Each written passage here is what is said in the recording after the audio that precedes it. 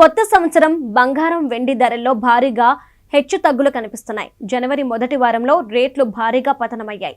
అంతలోనే పడినంత వేగంగా పెరుగుతున్నాయి. మరి బంగారం వెండి రేట్లు ఎందుకు పడ్డాయి, మళ్ళీ ఎందుకు పెరుగుతున్నాయి అని చాలా మందికి డౌట్ రావడం సహజం. అలానే ప్రెషియస్ మెటల్స్ పతనానికి ప్రధాన కారణం ప్రాఫిట్ బుకింగ్స్. 2025లో గోల్డ్, సిల్వర్ డ్రీమ్ రన్ నడిచింది. గోల్డ్ రేట్లు దాదాపు రెట్టింపైతే సిల్వర్ ధరలు 4 రెట్ల వరకు పెరిగాయి. ఈ నేపథ్యంలో ఇన్వెస్టర్లు లాభాలు తీసుకోవడానికి కొంత మేరకు అమ్మకాలకు దిగారు. ఒక్క వారంలోనే 65,000 కోట్ల రూపాయల స్థాయిలో అమ్మకాలు జరగడంతో ధరల్లో తగ్గుదల కనిపించింది. సాధారణంగా భారీ ప్రాఫిట్ బుకింగ్ తర్వాత కొంతకాలం వరకు ధరలు స్తబ్దుగా ఉంటాయి. కానీ అమెరికా అధ్యక్షుడు డొనాల్డ్ ట్రంప్ చర్యలతో బంగారం వెండి ధరలకు మళ్లీ రెక్కలు మొలిచాయి.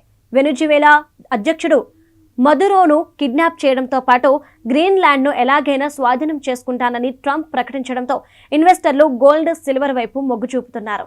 రష్యా నుంచి చమురు కొనుగోలు చేస్తున్న చైనా, ఇండియా వంటి దేశాలపై 500% టారిఫ్లు విధించే బిల్లుకు ట్రంప్ గ్రీన్ సిగ్నల్ ఇవ్వడం కూడా గోల్డ్, సిల్వర్ డ్రీమ్ రన్ కి మరో కారణం.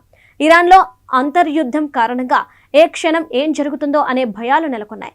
యుద్ధ వాతావరణంలో మదుపర్లు షేర్లు, కరెన్సీ మార్కెట్ కంటే గోల్డ్, సిల్వర్ సేఫ్ ఇన్వెస్ట్మెంట్స్ గా భావిస్తున్నారు. సంక్షోభ సమయాల్లో బంగారంలో పెట్టుబడులే సురక్షితమని మదుపర్లు భావించడంతో గోల్డ్ రేట్ల పరుగు మళ్లీ మొదలైంది. ప్రస్తుతం 24 క్యారెట్ల బంగారం ధర $1,41,000 స్థాయిలో ఉంది. అంతర్జాతీయ మార్కెట్లో ఔన్స్ గోల్డ్ రేటు $4,500 అటు ఇటుగా కొనసాగుతుంది.